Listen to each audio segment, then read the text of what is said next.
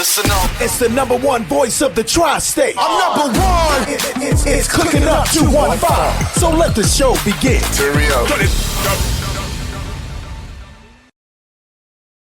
Y'all already know who it is. It's your boy Smooth, and this is Cooking Up 215, where we get you up close and personal with your favorite artists, entrepreneurs, shakers, and move makers. And today, man, we got I don't even know what we would call him, man, voice of the streets. We got Suleiman. Suleiman. There you go. I ain't want to fuck it up. That's all right. Because I'll be saying Suleiman. Suleiman Hassan. Yes. My brother. What are you going to say today? You know what I'm saying?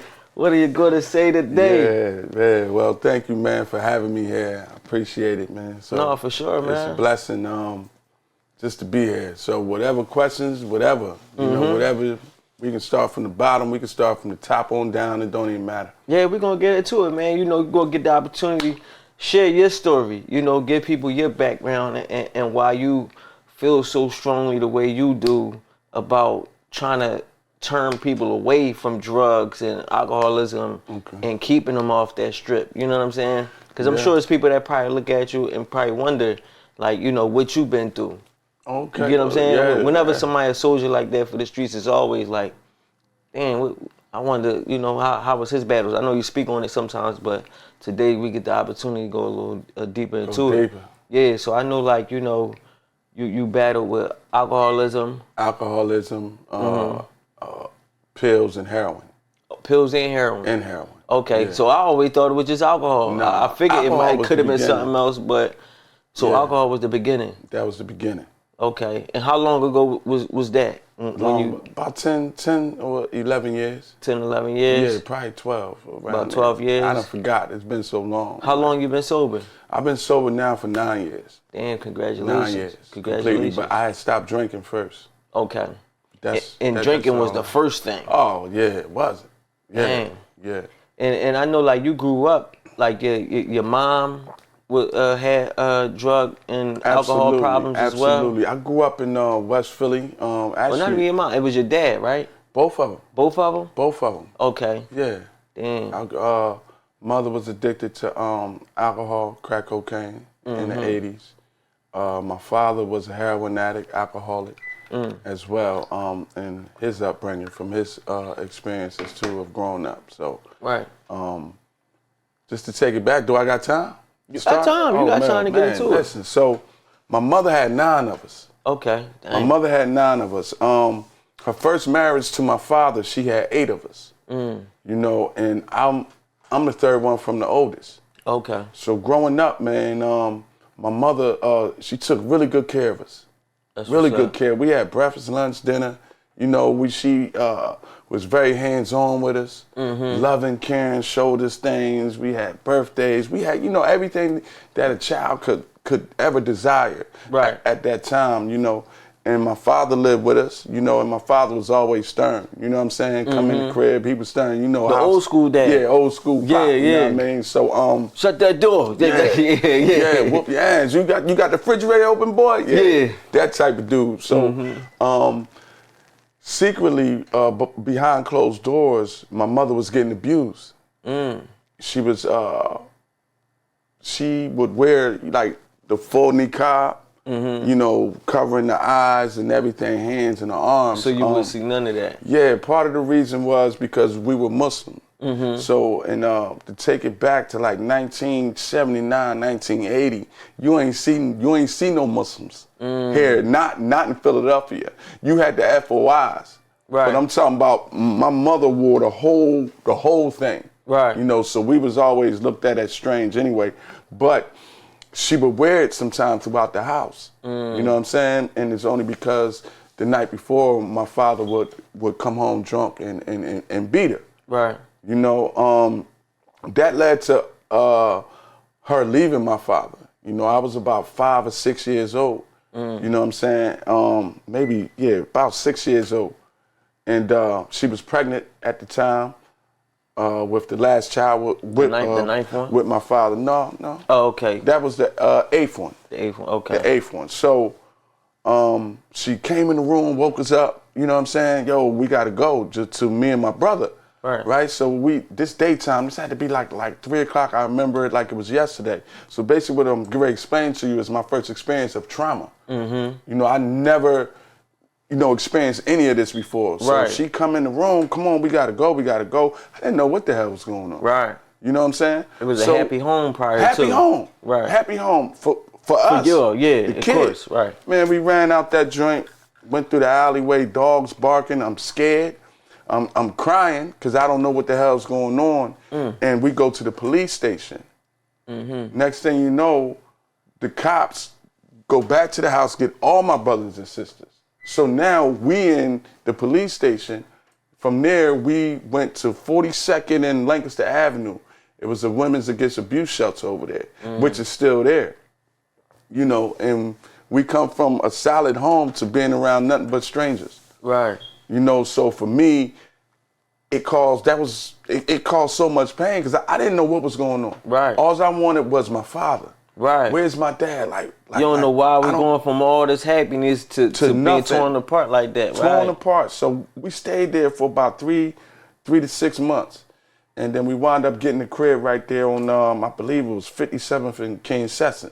Okay. Big house. That's right around the way, Yeah, we had one of them big 3-story joints. Right. So yeah, they're huge down there. Yeah. So my mother was really hands-on then with us. Breakfast, lunch, and dinner. Breakfast, lunch, and dinner. Everything that we wanted and needed, she provided. Right. So it was this man that showed up to our house one day. He was dressed in. Well, I remember him dressed in a uniform. You know what I'm saying?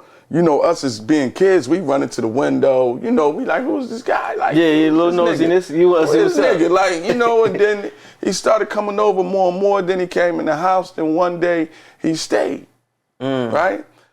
And not too long after her meeting him, we went from 57th and Kensingt, then we moved to 48th and Parish. We went from like a 7-bedroom house to a 4-bedroom house. Mind you, my mother just had my little sister as well, because my little sister had to been about maybe like a year, I think, when that dude started coming around, my step pop. So come to learn, when we moved over there, it went from breakfast to lunch, sometime no breakfast, just lunch, dinner, then eventually just dinner, and eventually nothing. Damn.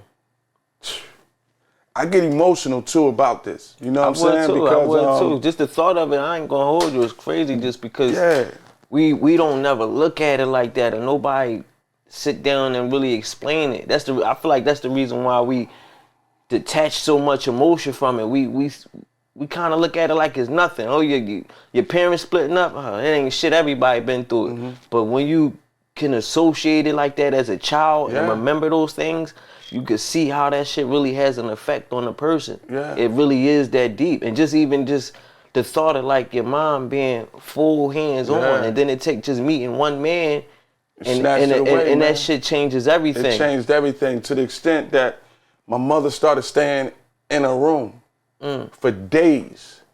And us as kids, we ain't know what the hell was going on. Right. You know what I'm saying? We was the 8 kids that didn't have nothing. But thank God back then in the 80s, you had Mr. George, you had Miss May, you had people in the community that knew my mother was on crack. So we became the kids that the neighborhood took care of. Right. You know what I'm saying? But for me, it was traumatizing. I didn't have, I was the kid that got bust on. I was the kid that got chased. I didn't have, the latest stuff. Right. I was the kid that got bullied. You know what I mean? Across the street from my house, thank God for that. Thank Allah for that. It was a supermarket there. So with the supermarket, me and my brother used to go carry bags. But we only carried bags so we could take care of our sisters. Because, back then the food stamps, women used to get thousands. Y'all missing out today. They used to get thousands. My mom used to get like 1,500. Yeah, 1,500. But here's the catch. Due to addiction, and an absent father who was on alcoholic, because it wasn't just my mom. Right. You know what I'm saying? Imagine going food shopping, whole fridge filled up that day, but the next day you get up, it's all gone. That's crazy. I'm talking about all gone, man. Like literally, like yo, like to this day, I'm 44 and I still, remember it like fresh, all gone. We'll get new sneakers next day, gone, and I'm talking about bubbles. We ain't what Olympians. Remember Olympians? Yeah. The pro wings and all that, gone due to her disease of addiction, due to her trauma that led her to using. Because she experienced trauma which led her to using. 90% of people that are on drugs today are on drugs because of trauma. Right. That haven't been addressed. Facts. Trust me, they are. So speed it up a little bit. I get a little older. We move. No, I want to go back. So back then, we used to live in the back of a supermarket. Right there on 48th and Parish. It used to be called Shopping Bag. Okay.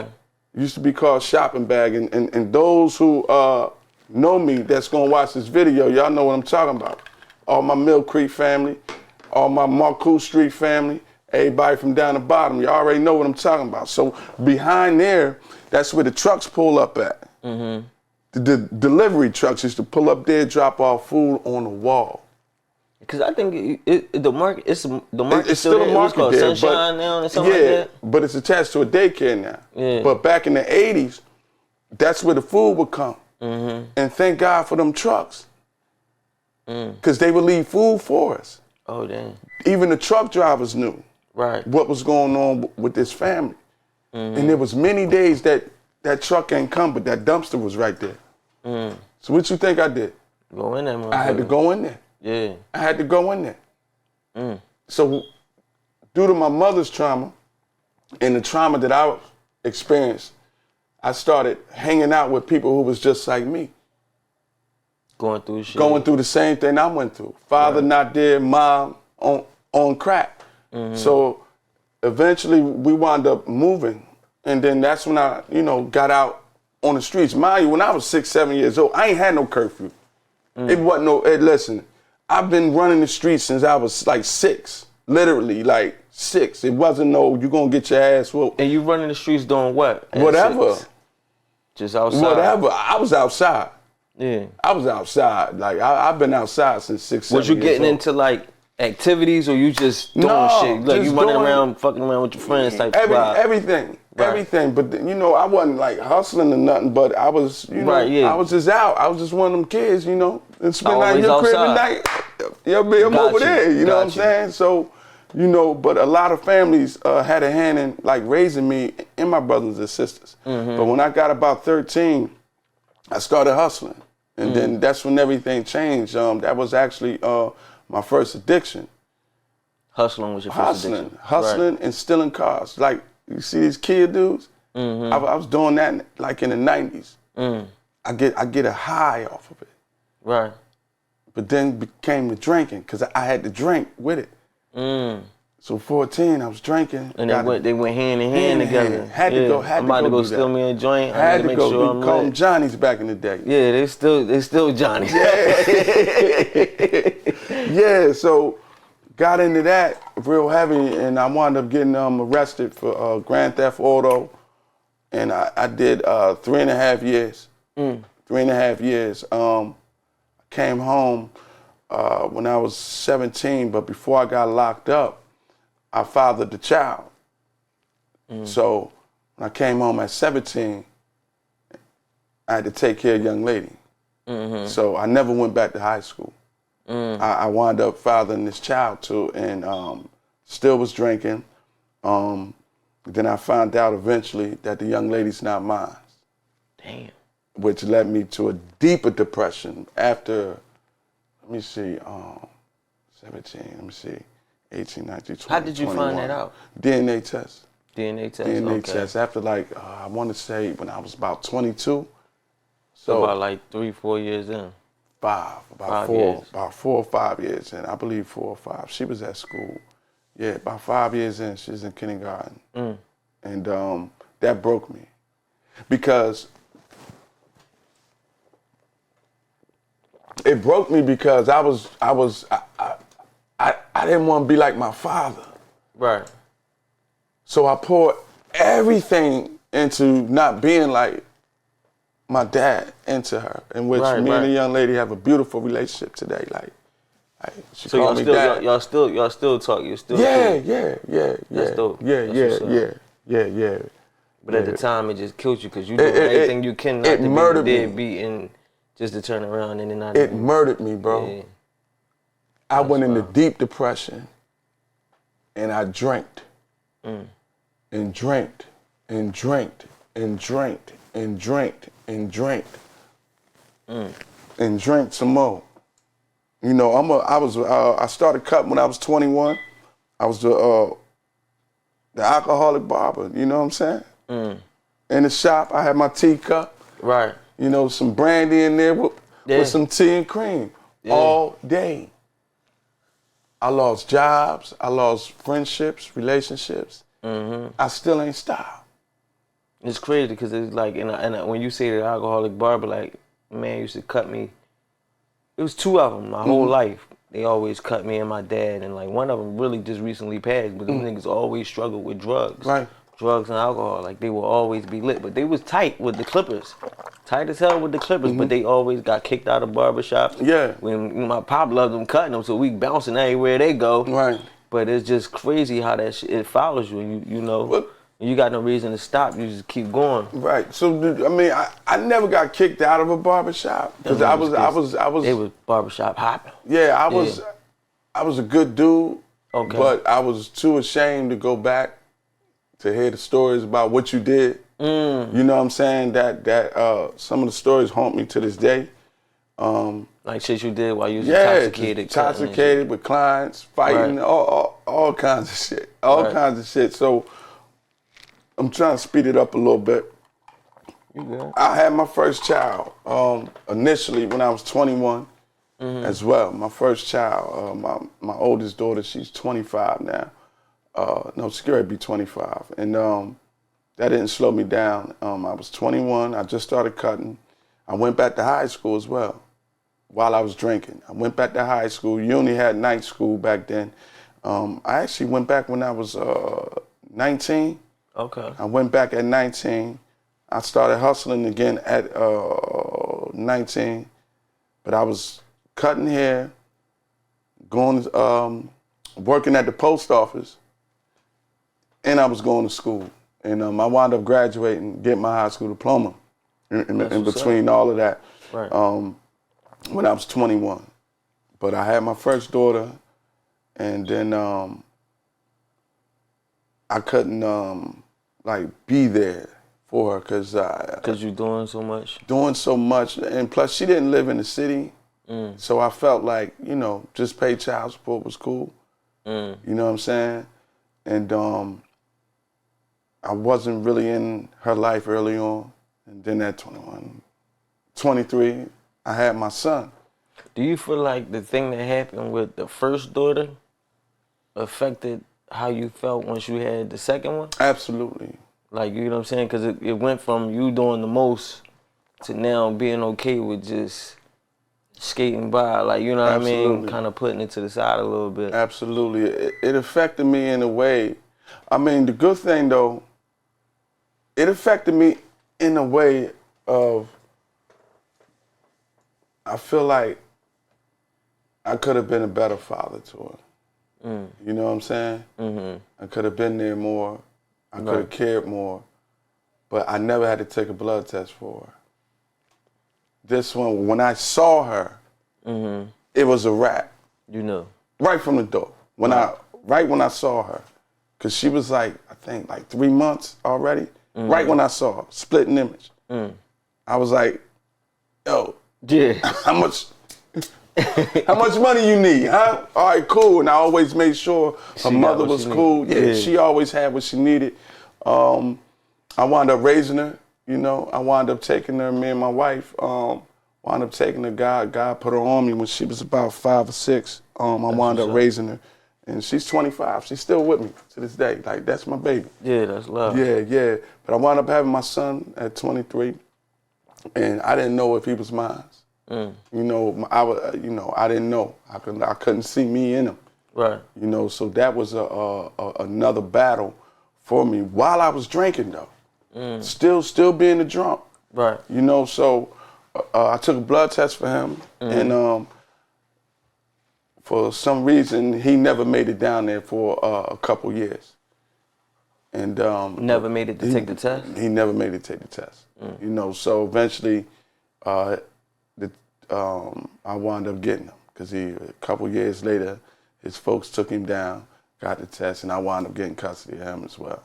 Raising my son, me and my son got a really good relationship. And then eventually I had my youngest daughter. Okay. You know, I had my youngest, and she's still with me too. That's what's up. All this is during the time I was getting high. You know, I was drinking at that time. Now, how did I get the perks? I got the perks because I got in an accident. I fractured my skull, bleeding on the brain, my sternum, you know, and everything. And the doctors gave me Percocets, you know, and said take them as prescribed. You know what I'm saying? So I'm like, all right. I read the joint. Okay, don't mix with alcohol. I'm like, bet. After going to multiple rehabs already, like going in for alcohol, not staying, meetings, AA meetings, not, you know, doing any of that or completing any of that. I thought I had the best idea in the world. I said, I can take these perks and I ain't got to be hungover. I can remember everything. This is what the disease of addiction does. It's cunning. Right. It's tricky. Find ways to make it. Oh my God. Make it so I said, cool listen, for you. I'm not gonna drink no more. I'm gonna do these perks. And it worked. Right. Now you stop drinking. I stopped drinking. Got a new demon. Perks actually helped me stop drinking. For real. That's why, you know, when you ask when was the last time you drank, it's got to be like 12. Yeah. Easy, 12. Because I stopped drinking in 2008. But I got them perks. And they say you only transfer one drug to another. Right. Let me tell you something, man. After 6 months, I learned about the bananas. But before I got to the bananas, my tolerance was so high. Just so I can, you know, run from that pain of not having a father, run from that pain of my mother being on drugs and alcohol, run from that pain of raising a child that ain't mine. It's a numbness. It's a numbness that just takes you away from everything. I was running and running and running. You just no longer care about any of that shit. No, you don't it don't care about matter that. why you high. You know what I mean? While you high, you in this bubble where you could finally just relax. All that shit is just, it's a breeze in the wind. It's another world. It ain't on your shoulders right now. Hey, listen, it's a scary world to be in. Cause right before I got to them perk 10s, I was up to dumping 20 perks at one time, 512s. At one 25s? time. At one time. Hear what I'm saying? At one time. See, it was easy for me. So you was up to 100? Easy. No, about 60 a day. Easy. No.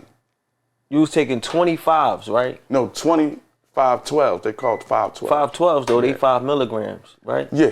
Yeah, so that's what I'm saying. So you know how people say, I got a 90 shot. So I don't never talk about the shit that, like, you know, my family, we battle with addiction. We got a lot of people, like I've lost a lot of people to addiction. Like my mom's side is like, it's crazy. I'm sorry. And we grew up this way. A lot of my aunts, uncles, you know, a lot of the shit you talk about is shit that they dealt with and went through. You know what I'm saying? It's like recently now we finally at that point where everybody is kind of away from it, but it's still those modern day addictions. So it's like you said with perks, I got into a motorcycle accident and my leg was fucked up bad. Like I still got a crazy scar. I couldn't walk right for a while. I had to gain mobility in my muscle and all that shit. And it was wild because the doctors ain't even prescribe anything.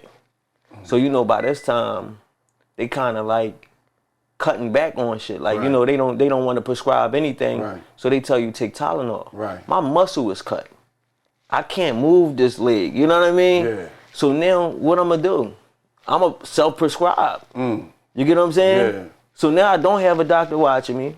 At the same time, I'm a hustler. Right. So I have them. Right. You get what I'm saying? Right. So now it go from something that was done, what's the word? Just for fun, period, you know, here and there, became an addiction. It became something that if I didn't do it, had a sweat. Shaking, I'm a shit shit you on get what I'm yourself. saying? I'm Yeah. feel like Yeah. life ain't right until Yeah. I get to my shot. Yeah. And then it got to a point, like, and all this shit is before the pandemic. So it got a little deep. Like I'm taking them now. I'm 15s. Eventually, you know, I'm a 30 piece. Right. Easy. Now I'm finally healthy and I'm cool, you know, but now I'm still taking them, you know. I might be able to skate off of 30 a day. Right. Sometimes though it might be 2 30s a day. Right. Then it got to a point where I tried to get off of them and somehow found myself back on them. Like I went and got us a boxing. Right. I'm trying to fix myself. But then you try to run your own program. Yeah, and your all own this shit rehab, with no right? help, right? I know what you mean. I've done that a million times, Jake. Get us a boxing. But then you still you're not ready yet. No, I wasn't ready to go. all. You know what I mean? That's That was my baby. Yeah, right. that was my baby. Like, we cool. I'm chilling. You know what I mean? Pandemic hit. Right. The money there. All there. What do I need to not get a shot for? Easy. I get $1,000 a week. Yeah. The fuck? I'm gonna go get me a shot. Yeah.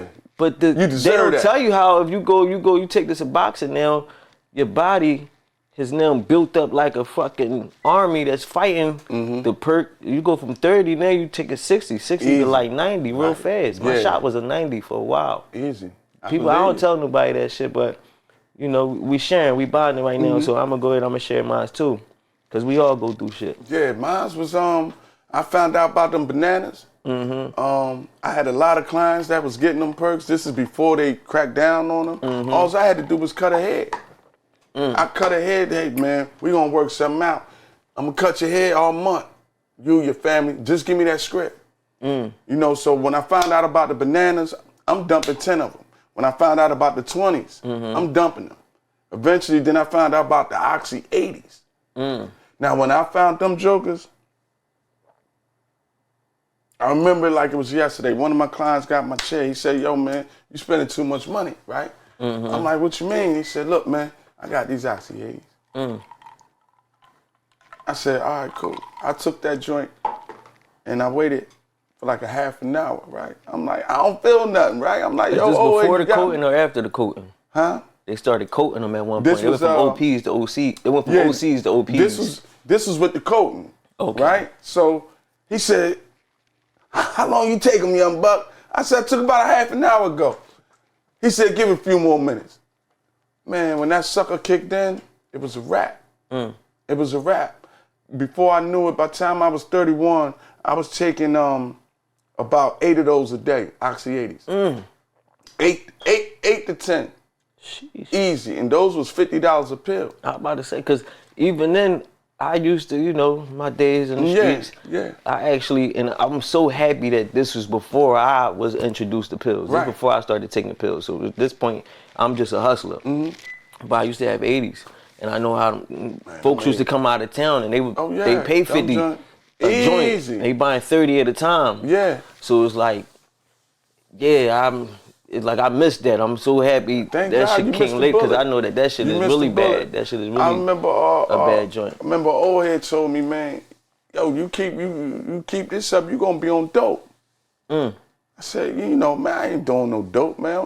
Yeah, they say it was like equivalent to heroin, right? Like that's what they say. But I'm thinking I'm too sturdy. That ain't me. I ain't doing no needles and none of that. But let me tell you something. By the time I was 31. All this happened about I was about 31, maybe 30. My pill connect was out of town. He was gone. And you know, withdrawals start kicking in.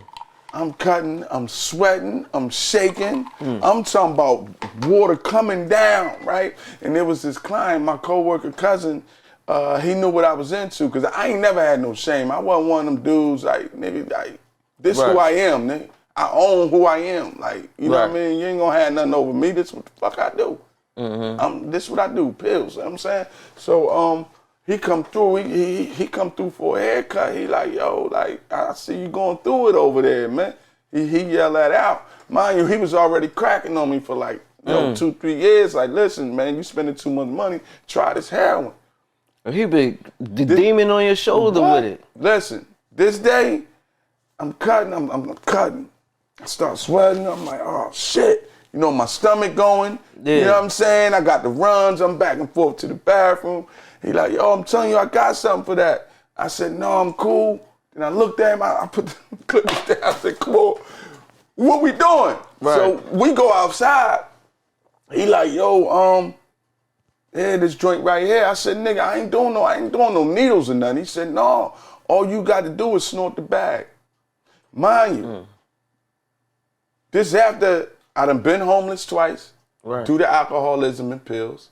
I done lost my family twice due to alcoholism and pills already. 1,000 times of going into the rehab detox, coming out for pills and alcohol. Now I get introduced to this.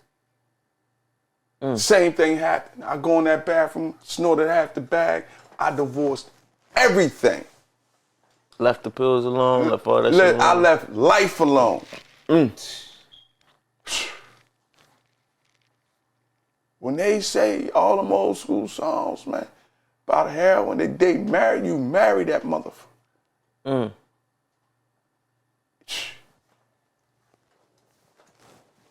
That shit crazy.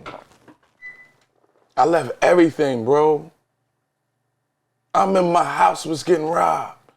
My wife called me crying. Hey, the house getting robbed. I ain't give a shit. I gotta go get one more bag. Let me tell you, after he gave me that bag, I got off work like at 3, cutting hair. I shot straight up Kensington. Take me where you got that from. That's who I'm married to. Now, it became my life. It became everything. I can't explain it. That shit, let me tell you, man, busting a nut ain't got nothing on that. That dope. And mind you, it wasn't no fentanyl out there yet. Yeah, this still. So this still early 2000s. You know what I'm saying? Not early 2000. 2000 like 8, 9, 10 or something like that. Yeah. You know what I'm saying? Right. It wasn't nothing. It wasn't, man. I left everything. But all this is about 10 years ago, pretty much, you saying. But it feels like yesterday. That's how I stay clean. I don't forget. Right. I never forget. They say in our literature, the minute you forget, you done already relapsed. You done already relapsed. I don't forget, bro. Yeah, that's hard body.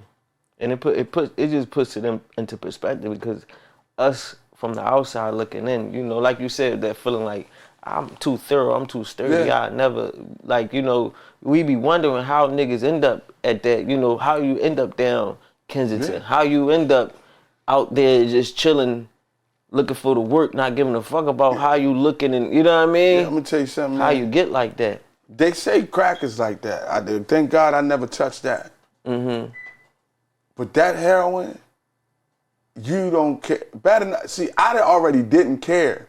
And most people, once they get all in, even with perks, you ain't gonna care no more.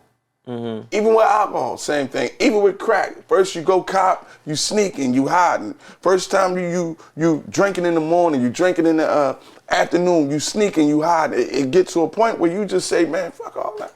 Yeah. I'm not hiding no more. You know what I'm saying? So for me, I just started going up Kensington every day. Next thing you know, I'm staying up there longer and longer and longer. Next thing you know, I'm sleeping out there. I was the first group that came through. I was a part of that. Yeah. Before the first wave of people. Oh yeah, first wave. The settlers. Yeah. I was up there heavy because I had just lost my house. You know, my wife, man, if it wasn't for my wife, man, I love my wife, man.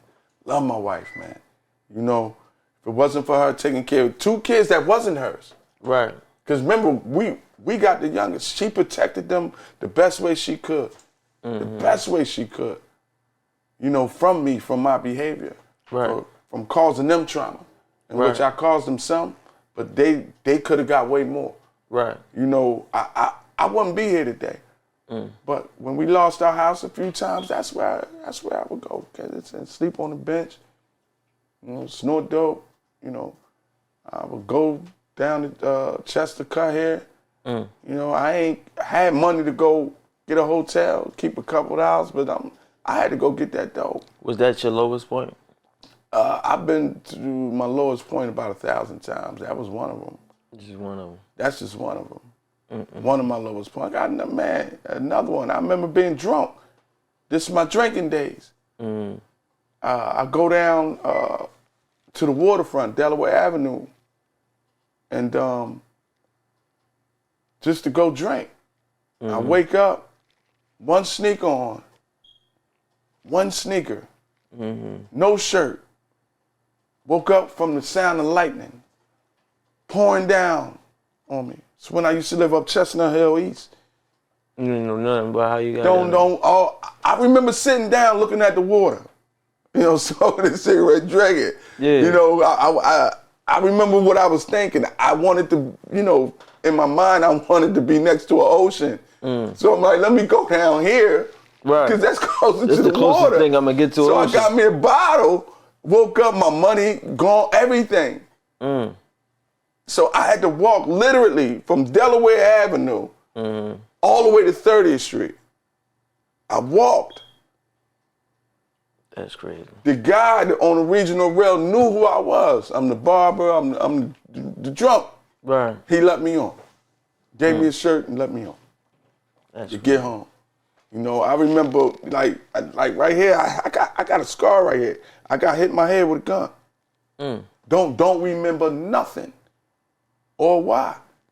Went home, my wife, you know, patched me up. You know, I put her through so much, man, during my addiction, and I'm just grateful that you know, that she was in my life then, and she's in my life now. Right. You know, so. That's what's up, man. You've been through it, but you know, we gonna get into this food, and then we gonna get into how you overcame it and what you're doing now to help other people beat it and stay away from it. So you already know who it is. It's your boy Smooth. I mean, Soldiers for Recovery. One may say. Y'all know what it is. What is Suleiman Hassan gonna speak on today? Everything. There you go, man. It's your boy Smooth, Cooking Up 25. We be right back. Let's go. It's our favorite part of the show. That's your favorite? Yes, sir. Ah, chef, what you got cooking? You already know. You already know who it is. It's your boy Smooth, and it is my favorite part of the show. Time to get into that food, man. We got Chef Glizzy, Chef Chemo right back with us, you know what I'm saying? For my man Suleiman Hassan. They done did something crazy for me. Y'all came in, y'all carried it. We're gonna start off with the seafood Alfredo. Well, with the fork, it would be a lobster champagne pasta. I added a little shrimp in there, you know, for y'all. Appreciate and then we got the lamb with the fresh garlic roasted mashed potatoes with the asparagus. I forgot to mention the Alfredo is from scratch. I mean, you know, they say I'm the king of Alfredo in the city. That's different. Now I need to know if you feel the same way. Hey, man, we ready. We gonna dive in, man. Listen. That's why I ain't got much to say, because, like, my stomach talking right now. You know what I'm saying? We was over here salivating, man. These dudes, you could just smell it. What the fuck? They whipped this thing up all fresh from scratch. So we definitely ready to, you know, jump all the way, you know what I mean, head first in the plate.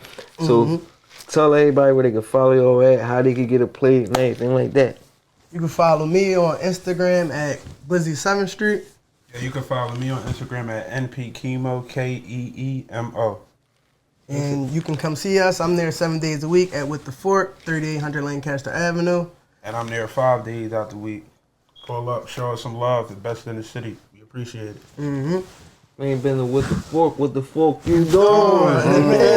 That far. You doing? Yeah, y'all already know, man. It's your boy Smooth, Glizzy, Chemo, Suleiman Hassan. And one may say, listen, man, we about to eat today. Let's go.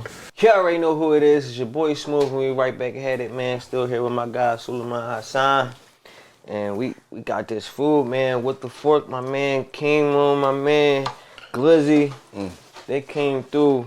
I'm talking about it's a murderous situation. You know what I'm saying? So we about to dive all the way in, man. My man said he eats humbly. He said he ain't want too much. Don't be trying to judge me. Don't be like, damn, Smooth. You got two. You gonna give my man one? Listen, man, to each his own. Hey. I'm gonna take everything and give it to me though. You know what I mean? We gonna keep that a bean. I'm not shy at all. Y'all know me. I ain't shy. You know, the wife cooked tonight. Yeah. She got something special for me. So you not going? Yeah, we I can't. You know how that go. Cause wife will get up on you about that. Get up on. Well, we done had a couple people. You gonna go out there and eat at our slave door and stuff? So he going. I mean, but we gonna say get down though. Right. We gonna gotta go. Get peace. You feel me? Yeah, man. So this the time, man. We pick the forks up. Okay. And we see what's hitting for. This pasta. I ain't had Alfredo in a minute. Me neither. I got to see what this thing hitting for. Let's see. Oh yeah. Oh yeah. They got the shrimp in there. Oh man. Lobster in there.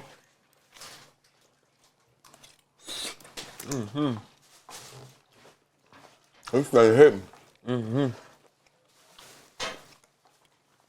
This thing right. Yeah. You understand me? I ain't even leave the pasta yet. Appreciate you. Thanks, bro. Crazy. That thing fire. One time hit the lamb chop. See real, the lamb bro. chop be like. That's it. This one,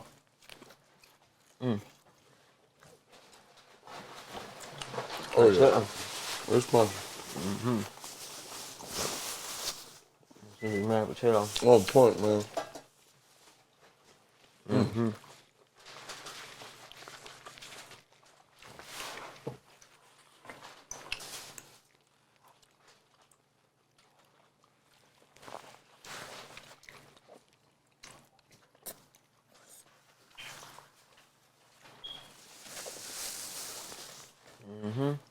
How the mashed potato?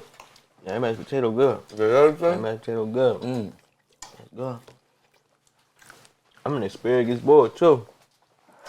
You know what I mean? Asparagus on point. Still got the crunch, well seasoned. It's right. It's right. So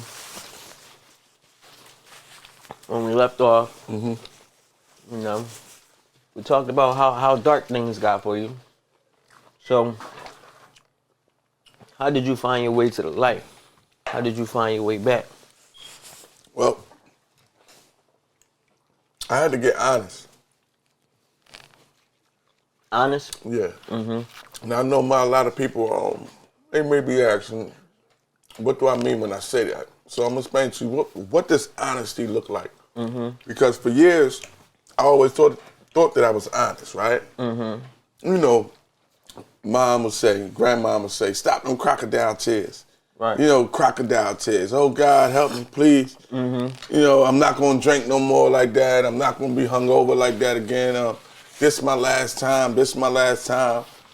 So after 1,000 times of saying that, after 1,000 times of going in and out of, you know, detoxes and rehabs and meetings and watching the tears flow down my wife's face, or after, you know, watching my mom move up here from Atlanta. This is when she got clean.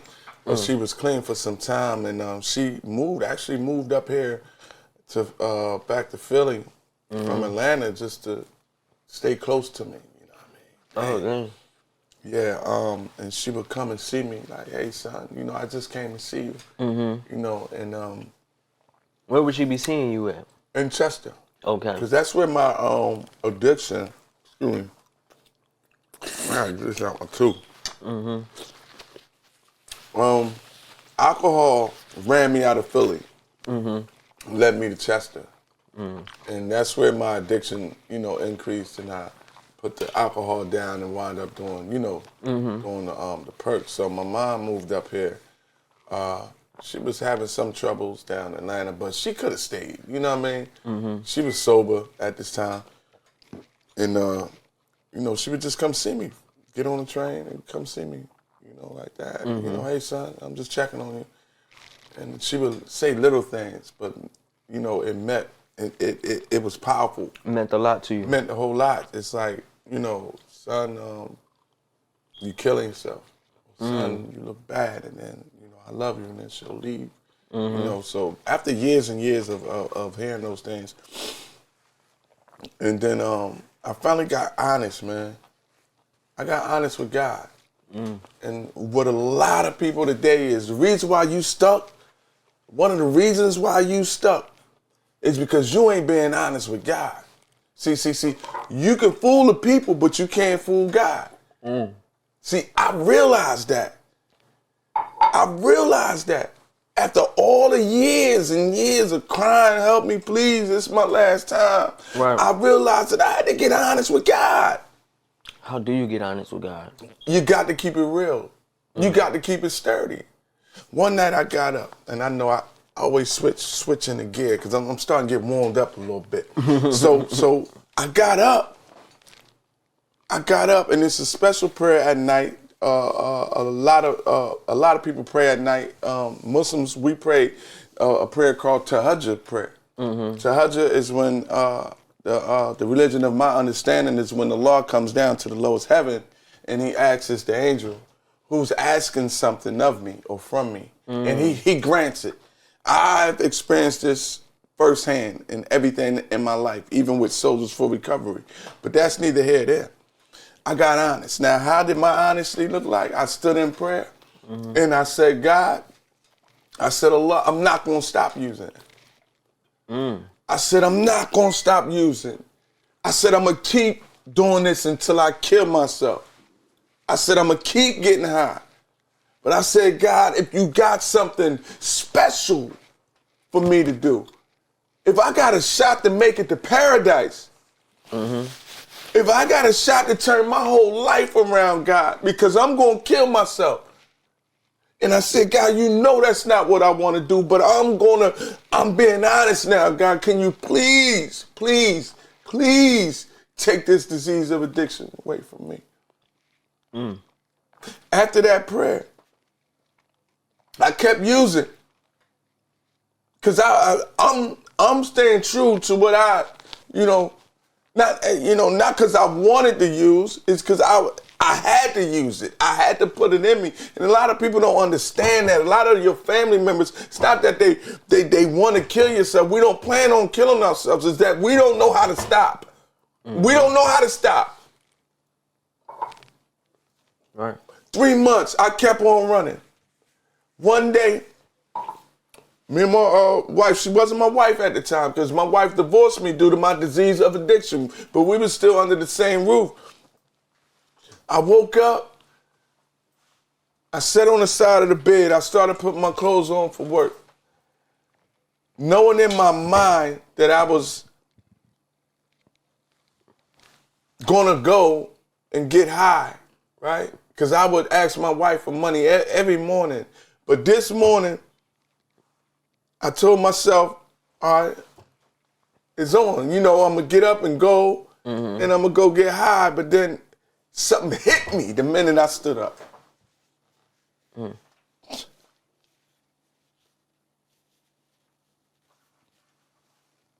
I sat back down,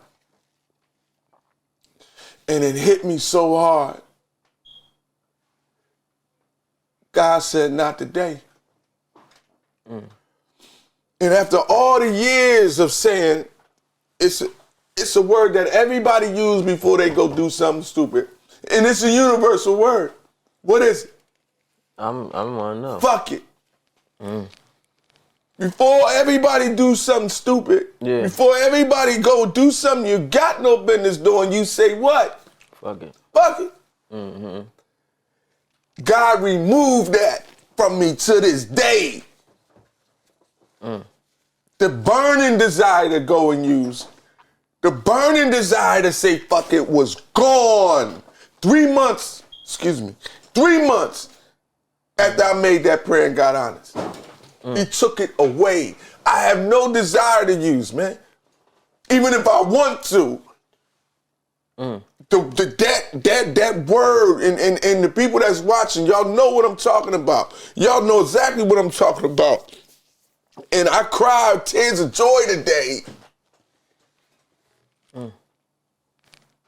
You got to be honest. It's the only way you can beat this. See, God knew I was serious. I was serious. Right. I was gonna kill myself. Not intentionally. It's just because through the drama, through the drugs and all that. Through the drugs. But I said, God, if you got something for me that you want me to do, is it something? If I got a chance to make it to paradise, if I'm on this planet to do something and fulfill something, please can you take this away from me? Because I'm gonna die. And when he took that away from me, that was the birth of Soldiers for Recovery.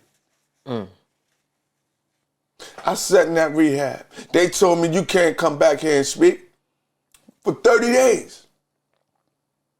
I got out on Sunday. I came back the following Sunday and have been going back all the way until COVID started. Every week, helping those from the disease of addiction, educating people about disease of addiction, because I wanted them to have what I had. Right. I wanted them to get their family back. I wanted them to get their life back. But that day that I went in was the birth of Soldiers for Recovery. And how did you know that did you feel that you already wanted to do that prior to? Because you asking God, like, you know, is there something I can do? Am I here for a bigger purpose? You didn't know that you were here to do something? I had no desire to do anything. Right, and this is why you on drugs. So when did you get the inkling that you wanted to save other people?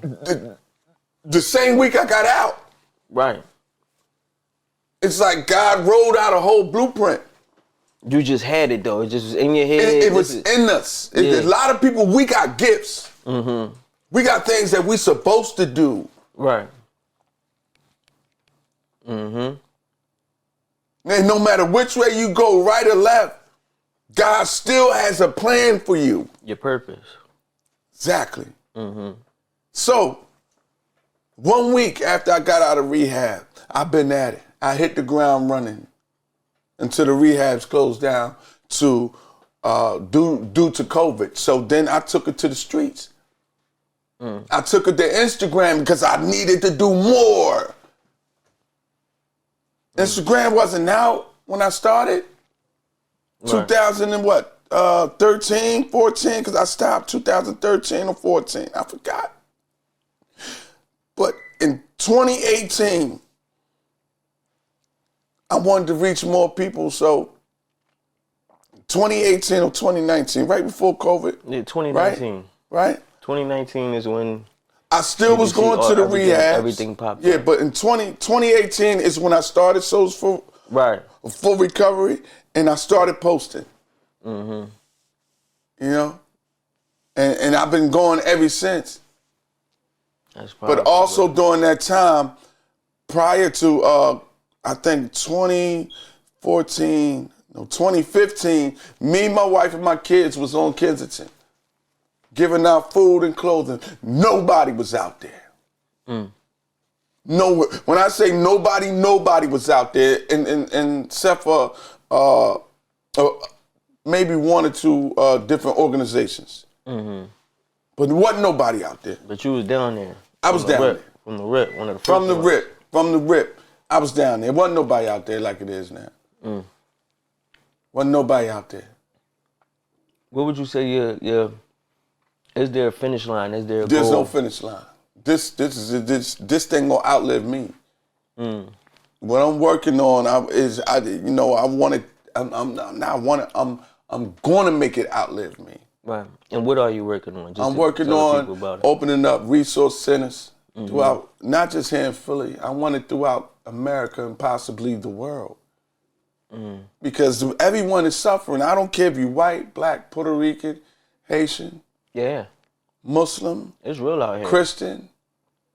Buddhist, Jew. Everybody. My job, Allah gave me a job to save as many people as He allowed. Not what I want, because God know what I want. I can't make somebody stop, but what I can do is give them advice. And if God opens up their heart, if Allah opens up their mind, body, and spirit to be receptive, then I can save that person. So my ultimate goal is definitely going to outlive me. But I know I can't do it alone. It takes brothers like you and the people that's watching to allow me to come talk. Right. Put me on your platform. Let's talk about it. Spread the People message. turn a blind eye as if it's not going on. Addiction has affected 90% of America, if not the world. Somebody in your family that you know or friend has suffered from some kind of trauma, suffered from the loss of a loved one, suffered from a family member or friend, sister, cousin, brother, aunt, uncle that's out there right now using. Right. That needs to hear me. That needs to hear me. Listen, I'm gonna tell you something. Some people got addictions and don't even believe they got an addiction. That's because it ain't drugs. Some people are addicted to porn, sex, gambling, video games, cell phones. Kids are killing their parents over a cell phone or killing their parents because they can't play the game. That's an addiction. Right. You can have an addiction. So this is bigger. Soldiers for Recovery, I'm just starting out. Right. But I can't do it alone. Right. I can't do it alone. That's crazy, man. I can't do it alone. This came from trauma. This came from pain. This came from not having, anything to, almost dying a couple times, to losing his homeless and his hopeless, not washing, not eating, going to the bathroom on myself, defecating on myself, do the withdrawals. This come from watching family members and non-family members and people, and when I got clean, watching people die. You know what I mean? Mothers and family call me, oh, I just lost a loved one. You ever go to a funeral? For what, overdose? Someone who's overdosed, done lost their baby. And you gotta find some encouraging words to help this individual. This is stuff that I face every day. Right. I sit next to, I'm in Kensington on the ground. I'm sitting next to people, they shooting up, holes in their legs this big, swelled up this big.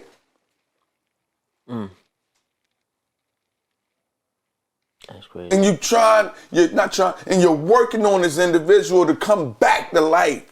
Right. That's my high now. After I said that prayer, my whole life changed. Look where I'm at. I'm on cooking it up now. Right. Which is, I consider, to me, it's a major accomplishment, not just for you and your team, but for me. You're talking to somebody that they would consider a zombie. Kenzo zombie, not up there now like this. Right. I had nothing, bro. Yeah, that's crazy. Nothing. Listen, hear me again. I had nothing. Nothing.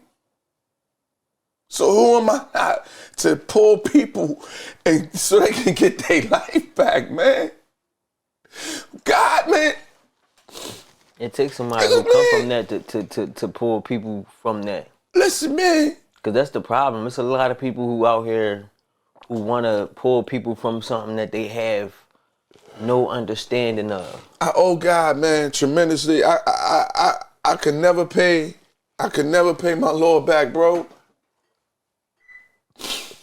I asked for him to do something, and when I got honest, and he gave me my mission. You understand what I'm saying? You doing it. He gave me my mission. You doing it, though. You doing it. So who am I not to keep repeating It's bigger than me, man. Right. This thing that I'm doing, this Soldiers for Recovery thing, is way bigger than me. I don't own Soldiers for Recovery. I tell people all the time, God owns this. I'm just a vehicle for it. God inspired me to think about call it this. God inspired me to do everything that I'm doing. I don't own it. This thing is bigger than me. This thing gonna outlive me, man. I'm just a vehicle. Then eventually when I'm dead and gone, somebody else gonna come in and take over. Right. He just using me to start out, and I don't mind. Because it's saving my life. That's major. So I know that you teamed up with Odat. You know Odat. So is he helping push the movement forward? You know. Absolutely. That's my mentor. Okay. That's my big brother, man. He's been supporting me from since the first day I met him. And I saw what they was doing for his mother. I never knew him. Like I never knew him prior to them doing the street naming for his mother a couple years back. And I just been by his side ever since, man. And he's been supporting me ever since. Ever since, man. That's my brother, man. That's my brother. That's my mentor. You know, and I love him, man. I love that brother, man. I love what he's doing for his community and from which he came, and what he plan on doing, and what we plan on doing. Like I'm just grateful, you know, to be part of a family that's bigger than mine, and they accept me with open arms, you know, and like-minded mission. Yeah. So I see you got on the what's that, bad something blessings. The bad are y'all putting that together? I see the shirt. Yeah, the Bad, the Ugly, and the Blessing podcast is we shot a few clips of it, and we're gonna get back to shooting as well. So, which I would like for you to be on it as well. You know, to tell your story, that'd be great. Most definitely, That'd be most great. definitely. No, I got no problem with it. Yeah. So this is pretty much you know, about the struggles with people, the bad, you know, with addiction, the ugly part when it got ugly, and the blessing, like coming out of just as you shared with yours. That's why I said it's a blessing. Yeah. You came out of woo. Yeah. Woo, man. Because, you know, that's the thing. It look different for everybody. Yeah. You know what I'm saying? Yeah. Some of us don't get it as bad as others. Yeah.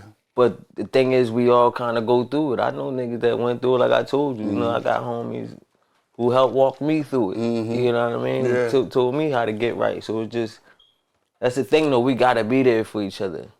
And sometimes in this community, we too cool to even let somebody know we need somebody to be there for us. Right. And that's what fucks us up. Yeah. And you fighting these demons, and these bitches are strong by yourself. Absolutely. You know what I'm saying? You need somebody. Man.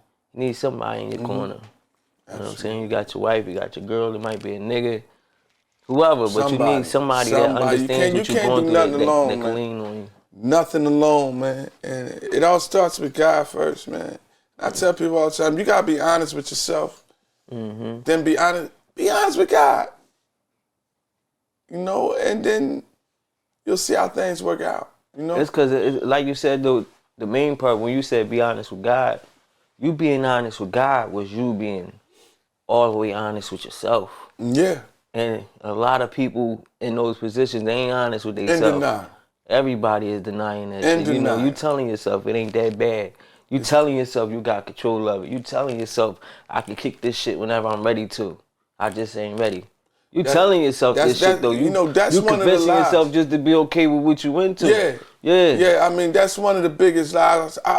I tell people all the time, okay, well, let's see you go 30 days. Right. And if you don't pick up in 30 days, okay, cool.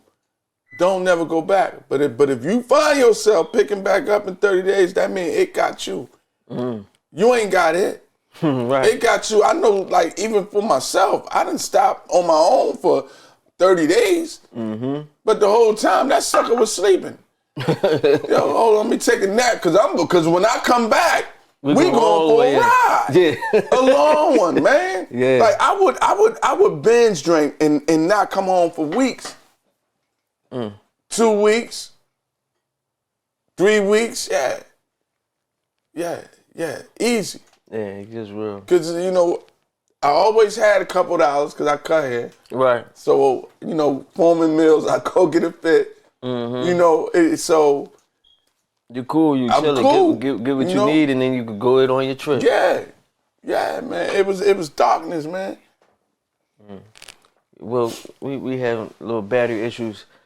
We definitely going to talk again. I look forward. I really hope that you make something happen, and I come up there, man. This was really. I love having these real conversations with people. I appreciate you. You know what I'm saying? That's why I definitely make sure that I share mine as well, because I'm not gonna make you bare your soul and I don't bare mine. You know what I'm saying? That. But this is real touching.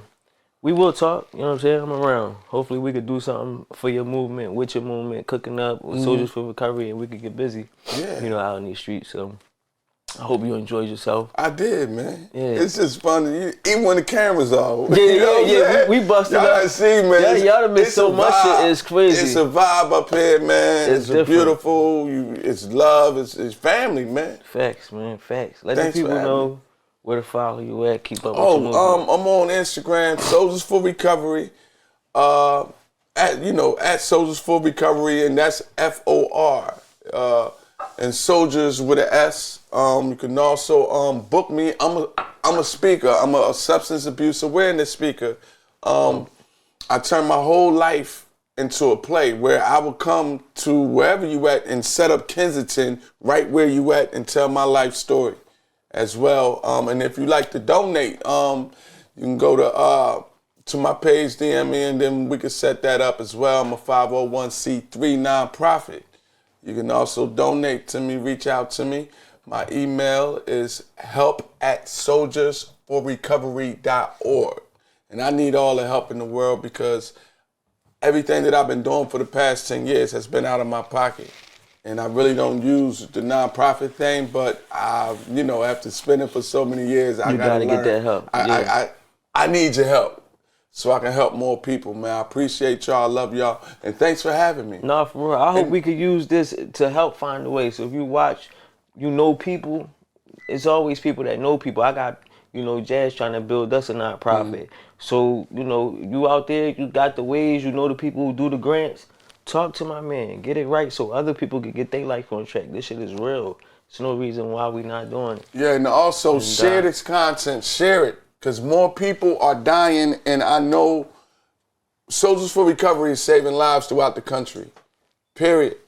One day at a time. My partners at one day at a time, we're saving lives. So connect with me, and I can get all the help that you need, all the resources that you need.